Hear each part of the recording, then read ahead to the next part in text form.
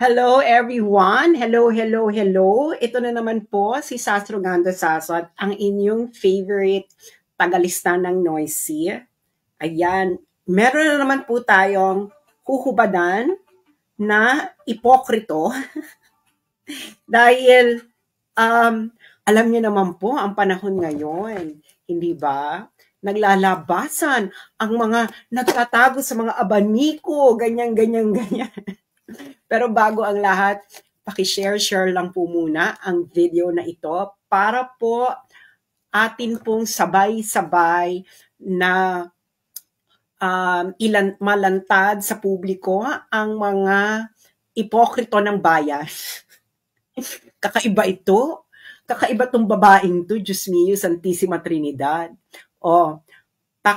Paki-share na mga friends. Ayan.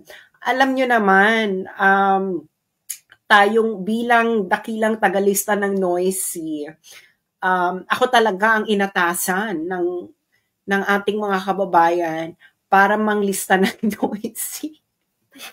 Ayan, paki-share lang mga friends, ayan, para sa inyong mga GC at sa inyong mga kapitbahay, kainuman, ayan, kaututang dila, yung mga nasa motel, pakibunot muna yan dahil bonggang-bongga, super bongga ito. Dahil ito ang tinatawag nating ano bang tawag natin dito? Para tong Maria Clarang Pakanks. Alam niyo yon. Para siyang Maria Clarang Pakanks, di ba? Ang nakakaloka kasi dito, labas ko na naman ang abaniko ko. Alam mo naman, pag nilalabas ko ang abaniko ko, ibig sabihin yan, meron na namang mga, ahoo! Ganyan. Meron na namang, ahoo! May mga ganyan naman tayong hubaran. Okay. Pero bago ang lahat, binabati ko lamang po ang mga Filipino supporters ni Pangulong Duterte na nasa Europe at iba't ibang dako ng mundo na nagtipon-tipon sa Dahig kanina. I didn't think that you will do this early. About 6,000 people gathered in The Hague kanina at sabay-sabay silang sumigaw ng Duterte. And of course, alam niyo naman, ayan na naman ang mga anti-Duterte na feeling nila virgin sila. Virgin kayo, mga bebe? Alam mo, anti-Duterte, no? Ito yung mga kaklase ninyo nung high school na pa-virgin. Alam niyo yung mga kaklase ninyo nung high school na pa-virgin. Tapos sila yung unang-unang mabubuntis. Ulitin ko, yung mga anti-Duterte, ito yung mga pa-virgin ninyong mga kaklase nung high school na tuwing mag-uusap ng kabastusan, akala mo ay hindi nila hinahawakan ang kanilang mga kipay. Tapos mababalitaan mo na lang, sila ang unang-unang majujontis. Aminin nyo yan. Aminin nyo yan, hindi ba? Yan ang mga anti-Duterte. Sila yung mga pa-virgin ninyong kaklase nung high school na pagkabastusan ang pinag-uusapan ay nandidiri, feeling mo hindi nila hinahawakan ang kanilang mga kipay labum. And then mababalitaan mo may sex video. Hindi sex video, naman na pang nabuntis. Nang agaw pa ng may jowa ng iba. Virgin. Okay, sino ba tong natin ngayon? Sino ba ito ngayong ating dakilang Pilipino na ubod ng pa-virgin? Okay. Hindi ko alam kung kailan nyo si Patricia Evangelista. No? Si Patricia Evangelista, isa siyang writer, actually journalist or writer sa, I think Rappler na siya ngayon. No? Pero na-meet ko na to si Patricia Evangelista once kasi may sinulat siya noon na opinion piece sa Inquirer about me. That was about so many years ago. I think it was 2008 or 2009 or 2007. Somewhere in that vicinity. Yes. may ginawa pa siyang documentary. Meron kasi yung documentary Eklaboom Eklaboom. So, finisher niya ako noon. Ang issue noon kasi is sa Greenbelt, nang hindi kami pinapasok ng restaurant sa Greenbelt, etc., etc. And may nag-viral noon na open letter ko. And then she read it, and then she asked if she could interview me and do a documentary about me. So, kaya meron talaga ako ditong encounter kay Patricia Evangelista. Now, of course, no, ibang level to si Patricia Evangelista, no? Kasi may sinulat siya ng libro. I think, sinulat ng libro, ang title is Some People Need Killing. So, this is an anti-Duterte book. Hindi kasi siya naniniwala na some people need killing. Okay? Hindi siya naniniwala. Kaya nga sa New York Times, sumulat siya sa New York Times. Happy siya. Happy si Patricia Evangelista na nagsulat siya ng article para sa The New York Times about the families of the dead who after almost a decade are still willing to tell their stories. Okay, so ayan yung what is your definition of a human being. So yan yung, meron siyang kumakalat ngayon sa News 5, parang she's like smugly looking down at Duterte supporters na support tayo. She's looking down on us. Tas ang title ng article sa The New York Times, Duterte is enjoying the due process he denied to his thousands. Can you imagine? Thousands of victims. Okay. Now, kakaiba to si girl. Proud na proud siya sa sinulat niya sa The New York Times. Okay. Ipapaalala ko lang sa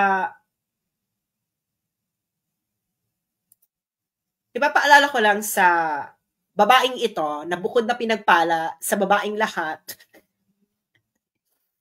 na virgin, dakila, busilak, malinis ang konsensya, ayaw niya na hindi siya naniniwala sa people na some people deserve killing.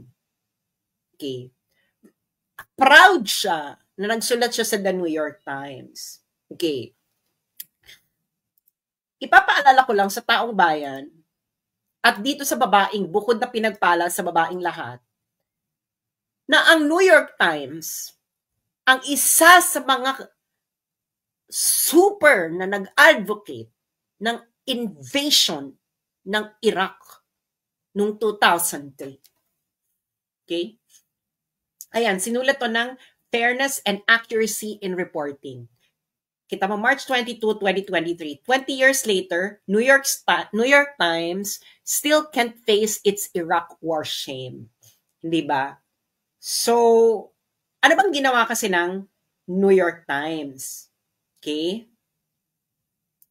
Ayan kasi, kung ano nung pinagsusulat nila, sila ang nag-push ng pinaniwala nila ang publiko dyan sa weapons of mass destruction. Sila nag-advocate ng gera. Okay? So, ayun ang nag-enjoy si Patricia Evangelista. Pero hindi siya naniniwala ng some people deserve killing. Pero, happy siya na nagsusulat doon sa The New York Times na isa sa mga nag-advocate na ibomba girl lalo. Na ibomba girl lalo ng Amerika ang Iraq Sea noong 2003 at ilan uli ang namatay doon, Patricia Evangelista? Girl, ilalabas ko na naman yung abaniko ko. Girl, balita ko, pa-virgin ka ng high school. Pero, wag po kayo magpapadala sa akin ng stars dahil hindi po yan nire-remit sa akin ng Meta. Okay. So, girl, pabalita ko pa-virgin. Pero, happy ka. na nagsusulat ko sa New York Times na nag-advocate na jombahin ang Iraq. Ilan uli ang namatay sa Iraq, mga friends? I think it's about 300,000 civilians, and they're not addicts, criminals, thieves, petty thieves, etc. They were civilians, babe. They were not threats to the security of everyday American people. Yet, the New York Times advocated for the bombing of Iraq. And here you are, happy that you wrote an article in the New York Times. Girl! So, kami dapat ang mahiya? Be, ang pinagkaiba natin, for more impact, ang pinagkaiba natin, Patricia Evangelista, kami, na Duterte supporters, at ikaw, nagpipiling ka na malinis. Isa ka sa mga pa-virgin nung high school. Diba? Nagpipiling ka na malinis ka, pero happy ka na nagsusulat ka ng article sa The New York Times na nag-advocate na jombahin na yan, jirahin na yang Iraq, na napakadaming namatay. At fake news yon na may WMD ang Iraq.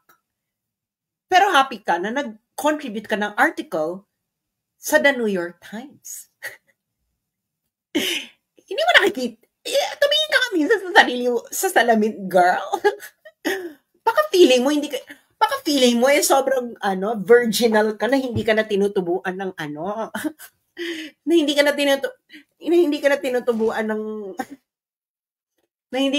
tinutubuan ng Kemerut sa Kemerut. Hindi ba? Okay. Eto pa, no? Siyempre, galit siya kay Duterte. Bakit siya galit kay Duterte? Babasahin ko yung interview niya. Okay? Alam mo naman ito si Patricia, no? Very ini-interview siya, ganyan, eksena. So, ito yung isa niyang interview. Okay. Saan man niya itong interview? Interview niya to sa Democracy Paradox. Bagay na bagay. Dahil, ano ba to? Exhibit A? Patricia Evangelista Paradox. Okay. Sabi niya, for people like me, or just your ordinary Joes, who speak of democracy, I thought it meant freedom. I thought it meant a free press. I thought it meant that people would not die on the streets. Ano ka, girl? 5 years old? Ba? Okay. So, galit siya kay, di ba? Pat Evangelista, welcome to the Democracy Paradox. Okay. So, kasi nga, phenomenal daw kasi yung book niya na Some People Need Killing, a memoir of murder in my country. Oh, syempre, yung mga puti, favorite nila yan, lalo na may mga woke. Yung mga woke sa Western countries. Pag may mga virginal na magsusulat ng mga ganyan, pupunta sa Western countries, galing third world, oh my God, ino-oppress ko. Favorite nila yan. Favorite nila yan. Kaya, nakahanap siya ng audience. Ibig sabihin ng audience, kaching! Diba? Kaching! Oh, diba? Kaching! Okay. So, ngayon, so, ang mga eksena niya, ganito siya. Well, because I'm a trauma reporter. Very woke. Diba? Sabi niya, eto naman, diba? Kasi, ang eksena niya, okay, impyerno siya kay Duterte. Diba? Impyerno siya. Sabi niya, I would clarify the phrasing of that. Duterte will not call this murder. He would say, these are legal deaths. So, when it's police killing, They would say these deaths are a result of legitimate police operation, meaning an addict, a dealer, a criminal pulled out a gun, and therefore the police had no other choice. But this is the language of the police report, to be forced to retaliate, or if someone who is killed on the street, shot in a drive-by, or salvaged in the language of my people, he would say we had nothing to do with it. That's them killing themselves, killing each other as retaliation for some petty drug crime or whatnot. So he says, there's no need for you to murder anyone. You can unalive them legally because an addict is always off his head. An addict is always armed, and because an addict is always armed, an addict will fight back. Therefore, all addicts fight back. Therefore, all addicts can be legally killed. That's so weird. Di ba? Gets, ganyan na mga mga pa-virgin. Di ba? So, enjoy na enjoy naman yung mga puti. Dahil nga nakakita na naman sila ng pwede nilang isalba sa mundo, lalo na yung mga woke. Di ba? Anyway, blah, blah, blah, blah, blah. Ganyan. Cut the story short, hindi naniniwala si Patricia Evangelista na some people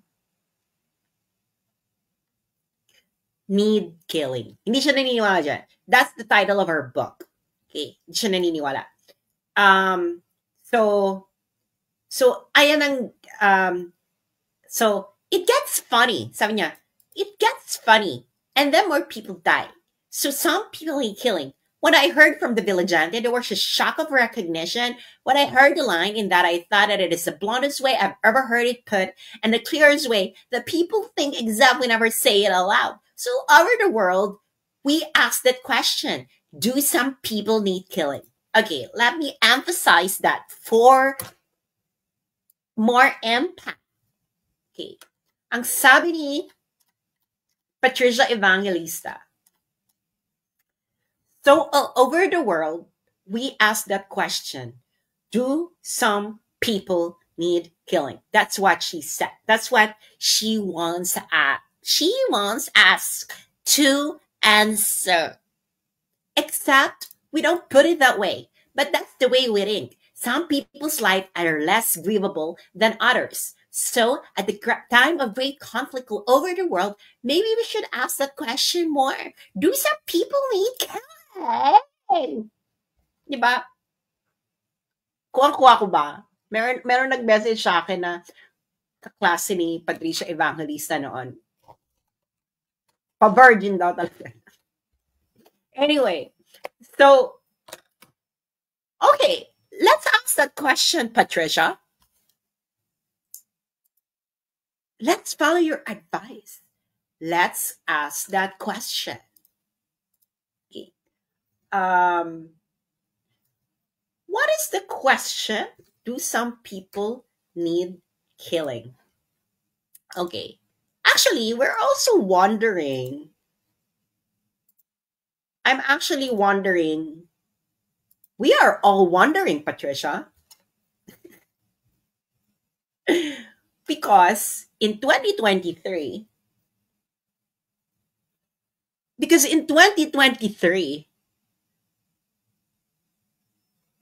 Barack Obama put your book into one of his favorite books. And then, in your Twitter account, you were like, so honored that Barack Obama found my book. Hashtag some people need killing, worthy of his list of the best of 2023. Humbled to be in the company of these outstanding authors and works. Thank you so much. You were honored that Barack Obama put your book, which has the title Some People Need Killing, on his book list. Girl.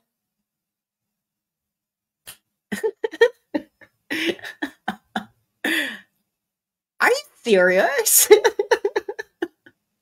you serious? This is like being against pornography and being happy that your book was put on the list by Playboy as one of their favorite books. or by or being fit or it's like being against pornography and then being happy that Pornhub is putting you on their favorite books of the year.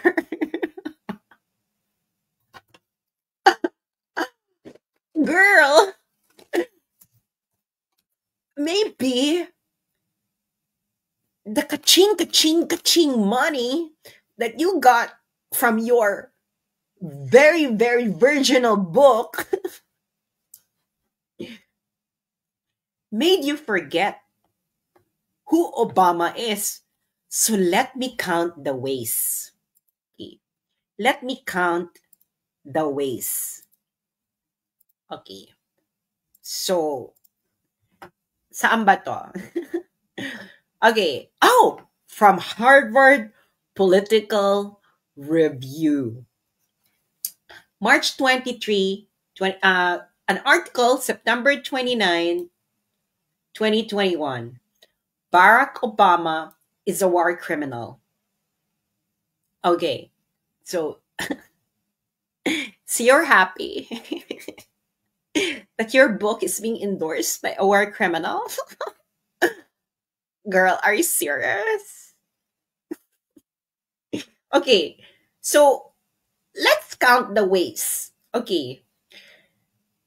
President Obama is not a pioneer of the illegal and offensive wars that the United States has engaged in during the last 20 years. Even still, he is an expansionist, reflected clearly in the development of his drone program.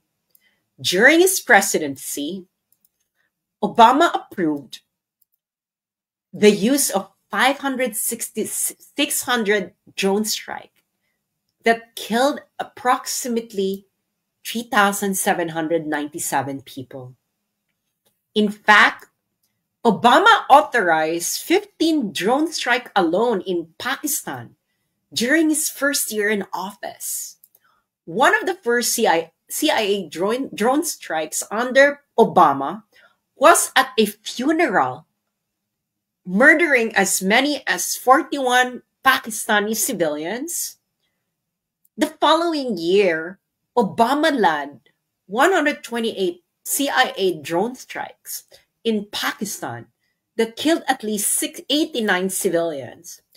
Just 2 years into his presidency, it was clear that the hope that President Obama offered during his 2008 campaign could not escape US imperialism.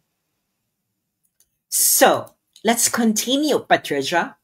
The drone operation extended to Somalia and Yemen in 2010 and 2011, resulting in more destructive results. Under the belief they were targeting Al Qaeda, President Obama's first strike on Yemen killed 55 people, including 21 children.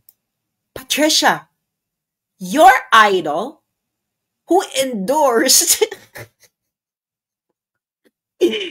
Patricia, Evangelista, Patricia, Evangelista, yung idol mo na in-endorse yung book mo na may title na Some People Need Killing, actually unalived people attending a funeral, murdering 41 Pakistani civilians, Pakistani again, 89 civilians. In Somalia and Yemen, 2010 and 11,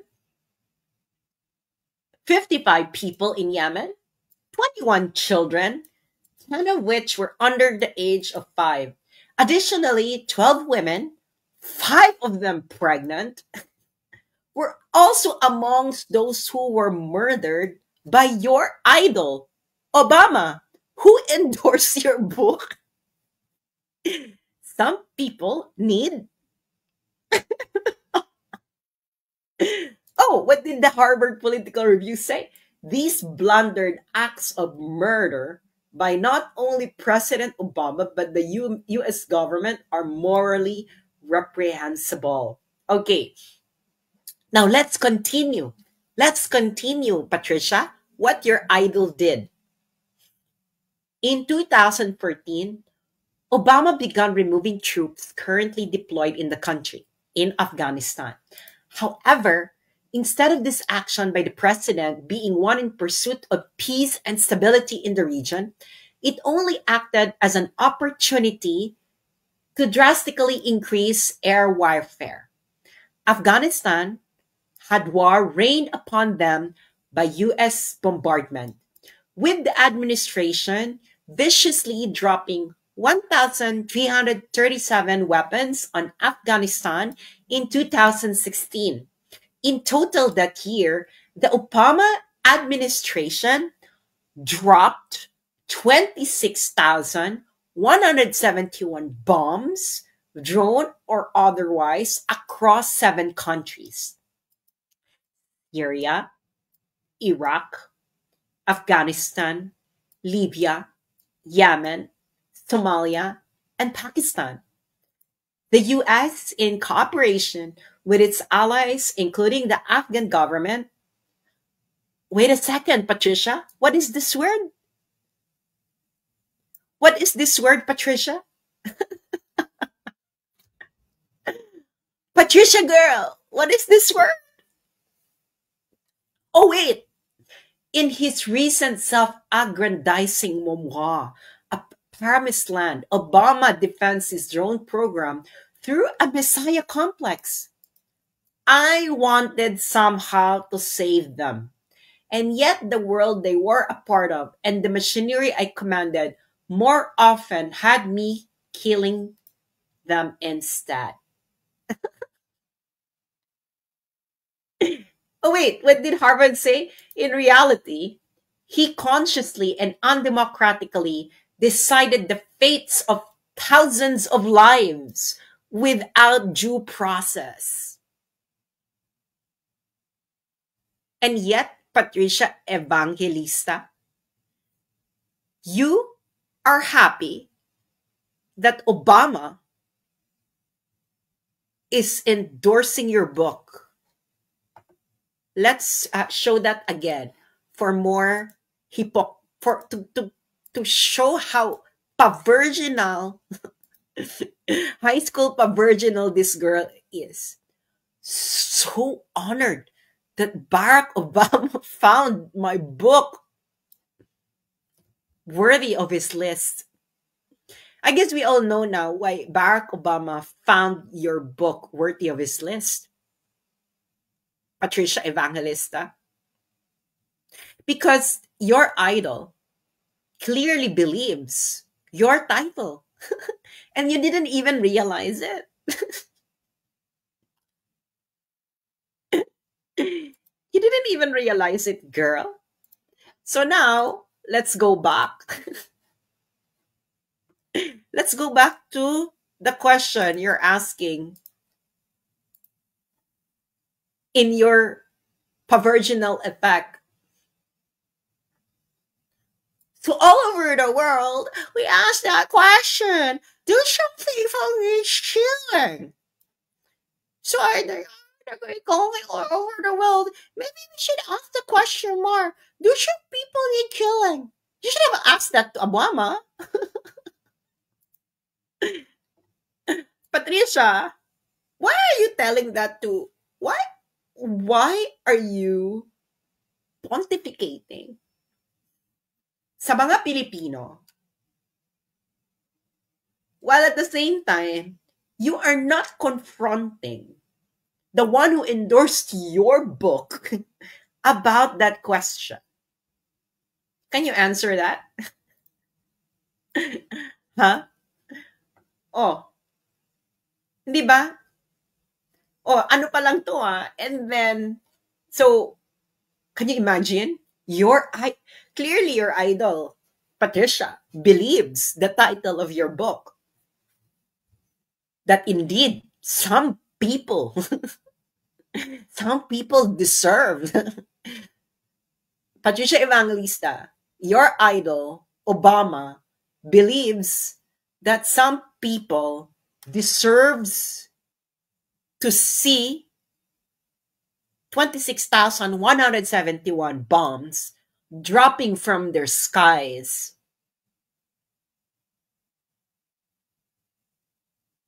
Diba? So Afghanistan pa lang, 582 civilians on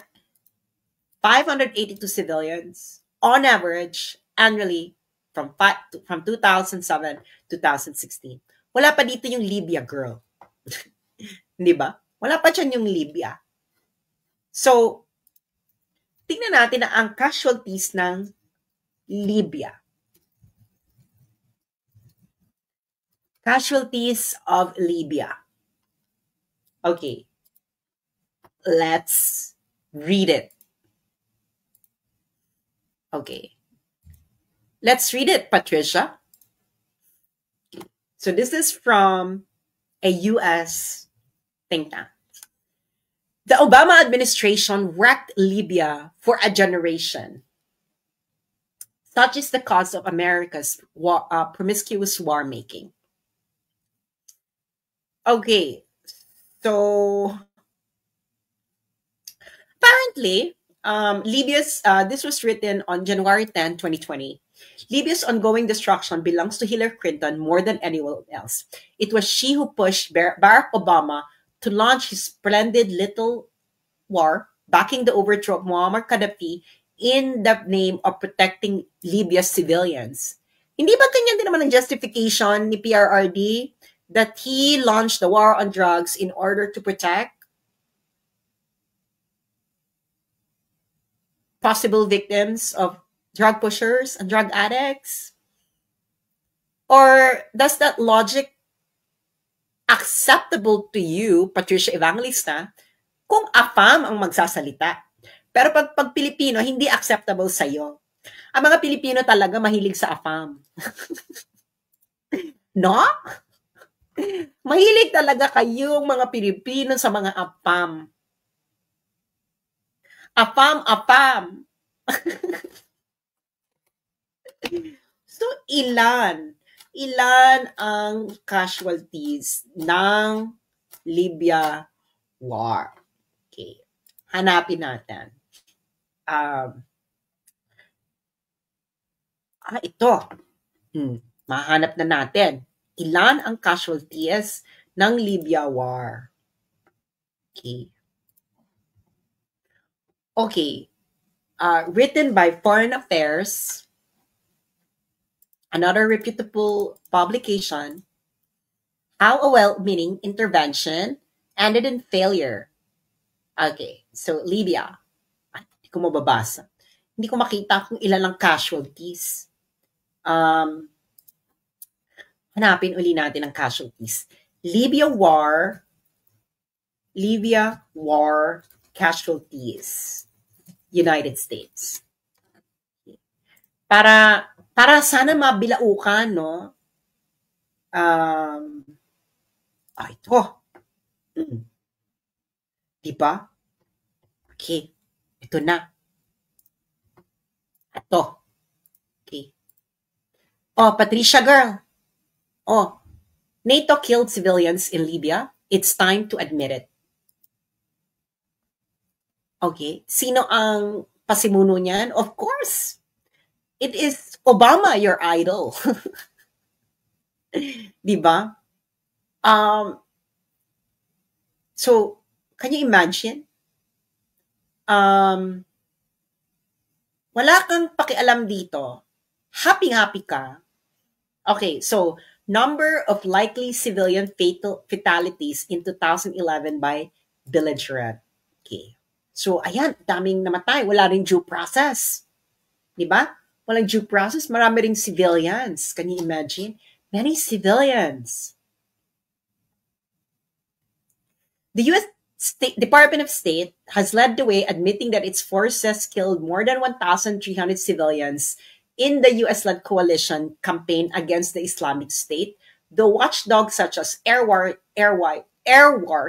estimate the real number to be far higher. But you don't care about this. No? Parang, oh, lang sa'yo to. Kasi, AFAM. Na para sa'yo, Patricia, AFAM yung gumawa. At ang biktima, hindi Jodik, hindi kriminal. Hindi ba? Yun naman yan eh. Okay sa'yo yung ginawa ni Obama, kaya ka nga happy na in-endorse ng isang war criminal ang iyong book. Di ba? Tama, Patricia? You are happy being endorsed by Barack Obama, who bombed several countries, non-white countries, non-Western countries, unalived civilians, unalived people extrajudicially. Tapos sasabihan mo kami, you are against EJK? Ano tawag mo dun sa mga namatay na tegi ni Obama? Hindi yun EJK, hindi siya extrajudicial killings. May due process sila. Ilan yun? Patricia, tigilan mo yung pagsisinungaling mo, ang iyong kaipokritahan. Feeling mo, mas mataas ka sa amin, na feeling mo, ang budhi mo ay kasing virgin, ni Virgin Mary. Mahiya ka sa budhi mo, girlie. You are happy being endorsed by someone who unalived, not petty thieves, not petty criminals, not Judectus Benedictus, not Drugay Foshers, but who? You're happy. You didn't care.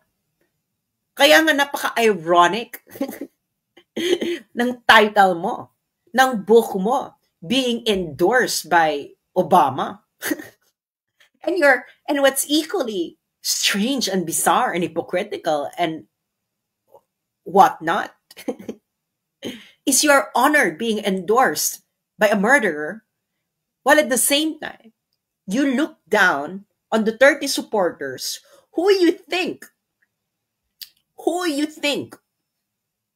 are supporting a murderer. The only difference between you and I, between you and us, is that you are supporting a murderer that has a better PR machine that could justify the unaliving of people without due process. Di ba mahilig kayo dyan? Due process. So, nasan yung due process, Patricia? Sa mga nategi ni Obama sa ibang bansa. Justify. Or, you don't care about justifying it because kumita ka na eh. Baby, anong pakialam mo? Kumita ka na, girl. Kumita ka na. Marami ka nang naimpok na pera. Kasi, syempre, pag kinwestiyon mo si Obama, paano nga naman ang kaching-kaching-kaching? Hindi ba? Syempre, i-accept mo na lang na honored ka na na-endorse ka ng isa ring mamamatay tao. Pero it's okay. Di ba? Pero it's okay for you. It's just, you're honored. Di ba? So, bakit ka honored, Patricia? Na ine-endorse ka na tumegi ng mga civilians sa ibang, hindi pa sa Amerika, sa ibang bansa pa, sa ibang bansa pa. Bakit? Why are you honored? Ano ba? So, nagbobolahan tayo, girl. Isa ka na namang woke. woke na plastic. Di ba? Tama? O, ano na, girl? Can someone justify why Patricia Evangelista is honored to be endorsed by someone who bombed non-Western countries, leading to the deaths of civilians, people without due process, while at the same time, this girl looks down on Duterte supporters for supporting Duterte.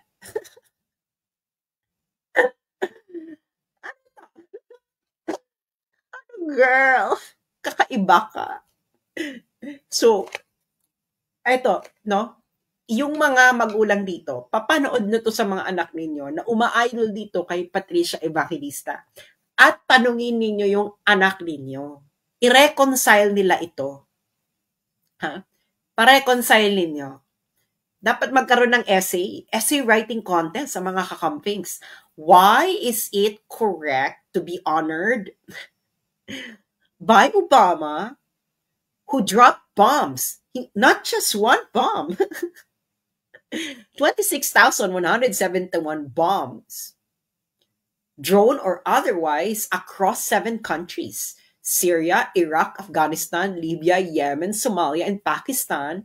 And of course, led to the deaths of people without due process. While at the same time, Patricia Evangelista is telling us that we are wrong, morally wrong, to support Duterte. Girl, pag ma-reconcile mo yan, girl, hahanga kami sa'yo. Pero kung hindi mo masasagot yan, I'm pretty sure hindi mo masasagot yan dahil hindi ko alam kung anong klaseng pagbagale-balentong ang gagawin mo. Well, wag mo na sagutin. Alam naman namin dahil pag sinagot mo yan, sayang ang kaching. Di ba? So, mga kababayan, alam ninyo niya na kung gaano ka-ipokrito ang mga taong ito. Hindi lang sila ipokrito. Naniniwala sila sa sarili nilang propaganda. Which is delusional. Kailangan nilang magpatingin sa albularyo. Hindi ba? So maraming salamat. At next time, kayong mga ipokrito, tumingin muna kayo sa salamin. Okay? Tapos, bigay nyo sa amin yung mga listahan ninyo ng idol ninyo. Hindi ba? Kasi, pakakatulad din kayo ni Patricia Evangelista na tuwang-tuwa na inendorso ni Barack Obama na nambomba ng 7 bansa. 26,171 bombs dropped in 7 countries that led to the deaths of non-Western people without due process. So, magnilay-nilay na kayo. Baka katulad din kayo ni Patricia Evangelista na sa sobrang kaipokrituhan, hindi niya na alam kung ano ang amoy ng kanyang sariling mabahong hininga na nagdudulot na siya'y magsalita ng isang basurang moralidad na walang tamang pundasyon dahil siya mismo pumupuri at handang-handang tanggapin ang papuri ng isang mamamatay tao din. Maraming salamat po at patuloy po tayong maghuhubad ng mga woke na ipokrito, walang self-reflection at mahilig na i-down ang mga tao na sila mismo ay ganun din ang ginagawa, mas malala pa. Maraming salamat po. Magandang umaga. Paki-share po ito at sa mga mamayang gigising sa umaga, magandang umaga sa inyo. Happy work, happy Monday, and yun lamang po at tigilan na po natin ang kaipokritohan dahil huhubadan po namin kayo unti-unti. Maraming salamat. This is for the motherland. I am for the motherland and always be for